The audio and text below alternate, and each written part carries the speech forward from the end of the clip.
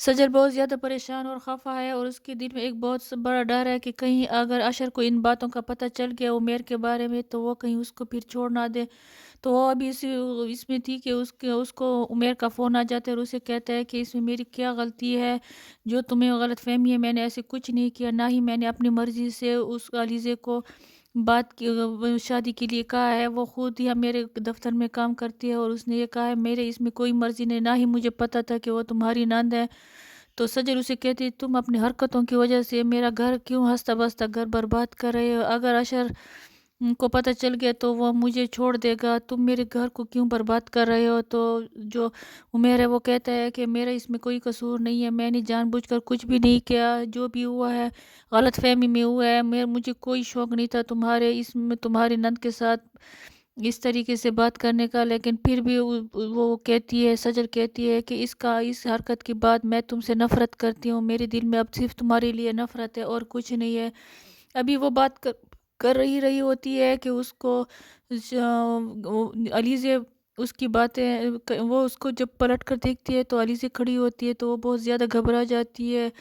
تو وہ اسی ڈر میں ہوتی ہے کہ کہیں علیزے نے اس کی ساری باتیں سن تو نہیں لی ہیں، لیکن وہ جب دوبارہ سے اپنا اس کے ساتھ باتیں کرتی ہیں تو اسے وہ علیزے نے ایسا کچھ نہیں کہا، لیکن وہ بہت زیادہ ڈر گئی ہے کہ کہیں علیزے نے اس کی ساری باتیں سن لی ہو، اور اگر وہ اس نے عاشر کو بتا دیا تو اس کا کیا ہوگا، اس کا تو گھر برباد ہو جائے گا۔ وہ اسی پریشانی میں علیزے کے ساتھ بات کرتی ہے، اس کو بھی سمجھاتی ہے، اور اسے بھی یہی کہتی ہے کہ عمیر تم سے پیار کرتا ہے، وہ تم سے شادی کرے گا اور تم اس طریقے سے اپنے خود کو پریشان مت کرو، ایک نہ ایک دن وہ خود تم سے آ کر کہے گا کہ وہ تم سے پیار کرتے، وہ تم سے شادی کرنا چاہتا ہے۔ تو وہ ابھی اس کے ساتھ سمجھا ہی رہی تھی، اس کو بہت زیادہ باتیں کر رہی تھی، تو علیزی بھی یہ سوچ رہی تھی، اس کو بھی یہ سوچ رہی تھی کہ کہیں سچ میں عمیر پھر سے مجھ سے بات کرے گا، مجھ سے پیار کرنے لگے گا، شادی کرے گا۔ اور یہاں پر عمیر بہت زیادہ اداس ہوتا ہے، بہت زیادہ خفا ہوتا ہے کہ سجل نے اس پر اتنے زیادہ الزامات لگائیں، اس میں اس کا کوئی قصور بھی نہیں ہے۔ یہاں پر جو فرین ہے وہ اپنی ماں سے کہتی ہے کہ کسی طریقے سے بھی علیزے کی شادی کر لو، اس سے پہلے جو رشتہ آیا ہے اس سے کر دو، ورنہ اس لڑکے کے ساتھ اس کی شادی ہو جائے گی۔ تو اس کی ماں کہتی ہے کہ وہ مانے تو تب میں اس کی شادی کروں، وہ مانتی نہیں ہے اس رشتے کے لیے، تو میں کس طریقے سے اس کو شادی زبردستی کروں۔ تو فرین اسے کہتی ہے کہ یہ سب تمہارے لاڈ پیار کا نتیجہ ہے، تم نے اس کو اتنی چھوٹ دے رکھی ہے کہ وہ خود اپنی منمانی کر رہی ہے، تم اچھی طریقے سے اسے سمجھا لو تو وہ ایسے نہیں کرے گی۔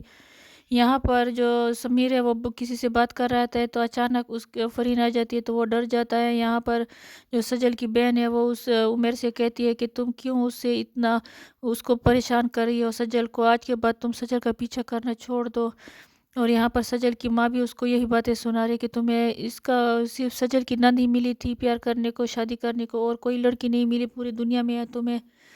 تو وہ بہت زیادہ جو عمیر ہے وہ بھی اس میں تھا کہ اس میں میرا کوئی قصور ہی نہیں ہے اور مجھے اتنی زیادہ باتیں سنا رہے ہو لوگ۔ تو اس کی بہن اسے کہتی ہے کہ تم اس کی خوشیوں سے جلتے ہو، اس کو تم یہ چاہتے ہو کہ اشر کو پتہ چل جائے اور وہ طلاق لے کر گھر آ جائے۔ تو اور یہاں پر اس کی ماں بھی اسے یہی باتیں اور بہا بھائی بھی اس بات سنا رہا ہے کہ تمہیں کیا ضرورت پڑی تھی سجل کی جو نند ہے اس کے ساتھ اتنے تعلقات بڑھانے کی، اور اس کا بھائی بھی بہت زیادہ غصے میں ہوتا ہے، وہ بھی یہی باتیں کر رہا ہے کہ اس کو یہی صرف سجل کا گھر ہی ملا تھا شادی کرنے کو، وہ بھی اسی پریشانی کی وجہ سے بہت زیادہ اداس ہوتا ہے۔ اور یہاں پر جو عمیر ہے وہ بھی بہت زیادہ پریشان ہوتا ہے، غصے میں ہوتا ہے۔ تو یہاں پر علیزے آ جاتی ہے تو وہ اس سے کوئی بات نہیں کرتا، وہ بہت زیادہ غصے میں ہوتا ہے، اور جو اس کے ساتھ پاس اس نے فائل رکھی ہوتی ہے اس کو بھی دور پھینک دیتا ہے اور کہتا ہے کہ اس میں میرا کیا قصور ہے، میرا قصور تو بتا دے کوئی نہ، کہ میں سجل بھی مجھے باتیں سنا رہے ہیں، سب مجھے باتیں سنانے، اس میں میرا قصور کیا ہے وہ بتا دیں۔ ابھی وہ اسی غصے میں ہے اور اس غصے میں کی وجہ سے وہ اور بھی زیادہ پریشان ہو جاتا ہے۔